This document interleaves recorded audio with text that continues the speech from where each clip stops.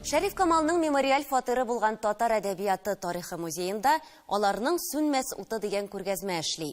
Ул язучы Кавый Нәҗминең 120 еллыгына һәм аның тормыш иптәше, тәрҗемәче Сәрвәр Әтхәмовага багышлана. Күргәзмә ачылышына килгән тамашачылар Тинчурин театры актерлары һәм музыкантлар катнашында перформанс карый алды. Әлеге гадәти булмаган форматны әзерләүчеләр Резидә Гарипова һәм Луиза Янсуар. Кунаклар арасында Кавый Нәҗми һәм Сәрвәр Әтхәмованың оныклары да бар иде. Толырак киләсе сюжетта. Күргәзмәдә фотосурәтләр, документлар, шәхси әйберләр тәкъдим ителгән. Биредә Кавый Нәҗминең сугыш вакытында татарларның батырлыкларын күрсәткән Бөек Ватан сугышында татарлар дигән китабы да бар. Үз вакытында халкыбызның исеменә тап төшермәскә дә ярдәм итә ул. Тагын бер экспонат аерым игътибарга лаек. Кавый Нәҗмигә энесе танылган шахматчы Рәшит Нәҗметдиновның бүләге – шахматлар. Шулай да иң кадерлесе – хатлар. Алар аша чорны күз алларга мөмкин. Араларында Муса Җәлил Кавый Нәҗмигә язган хатлар да бар, Шәриф Камал. Шул ук вакытта безнең журналының 5 еллык юбилей номерларын әзерләүдә катнашырга үтенечләр дә бар Кавый Нәҗмигә. Һәм дә иң кадерлесе сугыш вакытларын, сугышка кадәр дә бит әле аларның хатыны Сәрвәр белән язышкан хатлары, мәхәббәт хатлары дип әйтәбез. Һәм шунда ук чорның трагик яклары да күренеп китә.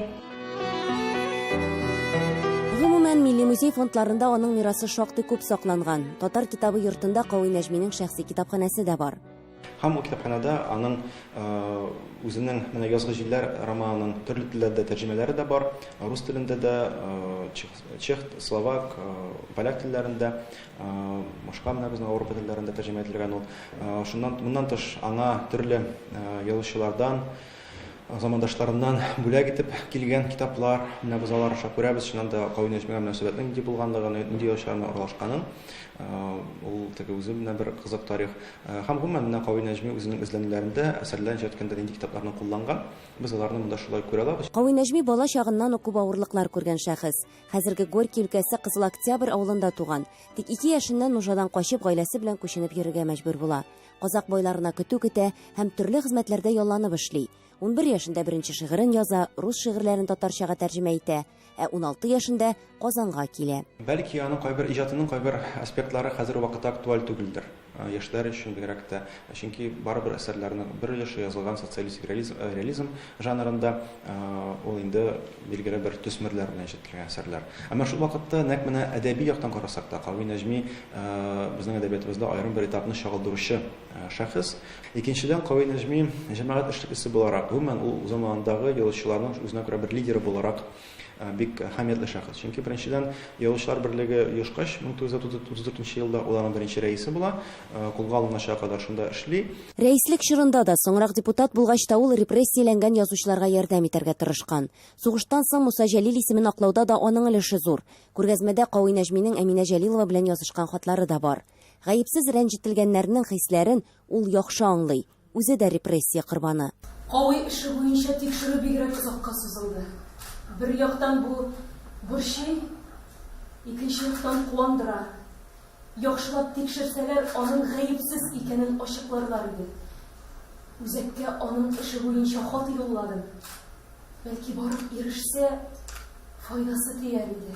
Күргәзмә ачылышында Кавый Нәҗми һәм Сәрвәр Әтхәмова хатларыннан төзелгән перформанс куйдылар. Икесе дә репрессияләнгән, икесе дә лагерьлардан исән-имин кайта. Арада хис-кичерешләр белән тулы күпме хатлар йөргән. Гомумән, алар арасында үзенчәлекле тарихы булган тугры мәхәббәт. Кавый Нәҗми Сәрвәр Әтхәмованы яратып, әби патша дип йөрткән. Лим дәвәти белән базарга барганда, теге вакытны аның шундый сумкасы булды. Зурга сумка, без бардык Чеховский базарга. Анда алдык катык и төрле нәрсәләрне. И ул иде әзерләде ашарга. Потому что дәвәнием ашарга пешермәде, дәвәтием генә пешерде. Ул яратканны, конечно, мин сиздем. Но дәвәнием минем бик нык кеше булды, бик каты шундый рухы әйе. Дәвәни үлде миңа 26 яшь булганда, поэтому анда күбрәк хәтерлим, ул миңа төрле нәрсәләрне сөйләде, и лагерь турында.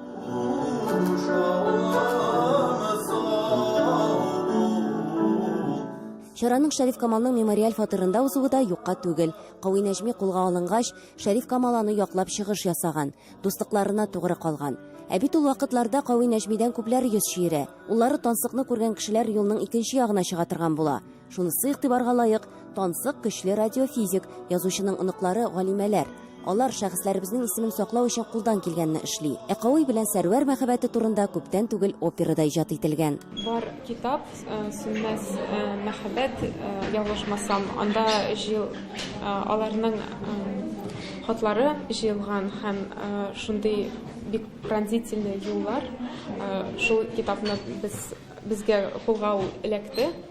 Һәм без просто илһамландык минем либретист белән, Айдар Әхмәдиев белән, аның идеясы шул тарих турында язарга. Ә мин инде композитор буларак күптәннән сюжет эзләдем һәм теманы, һәм менә шулай туры килде. Без фанатиклар шикелле аларның язмышы белән яшәдек үзебез. Нәҗми Әдһәмова пары 20 гасыр башында Казан әдәбиятында һәм мәдәни тормышында күренекле шәхесләр. Шәриф Камал музеенда аларның исемен халыкка яңгырату турында фикер алышуда булды. Эльвира Хөснетдинова, Татарлар, Казан.